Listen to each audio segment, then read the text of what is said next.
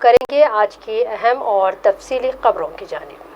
हिंदुस्तान आज अपना 72वां यौम जमहूरिया मना रहा है। यौम जमहूरिया के मौके पर दारुल दिल्ली में निकलने वाली रिपब्लिक परेड के दौरान पहली मरतबा राइफल जेट फाइटर की उड़ान के साथ T-90 टैंकों के सिमविजय इलेक्ट्रॉनिक जंगी निज़ाम सिखोई 30 MKI जंगी तैयारों समेत अपने दीगर ताकतों का मुजाहरा किया है। राष्ट्रपति पद आर्मी, एयरफोर्स, नेवी के जवानों की परेड और साथ ही रंग बिरंगे मुख्तलिफ रियासतों की झांकियां भी मौजूद थी। इस मौके पर सदर रामनाथ कोविंद को सलामी दी गई और साथ ही PM मोदी और तमाम सियासी समाजी कायदीन के साथ लोगों के देखे गए। राजपथ पर परेड देखने के लिए लोग इस बार लोगों में मास्क और समाजी दूरी पर भी खुसूसी तवज्जो देने की बात कही जा रही थी।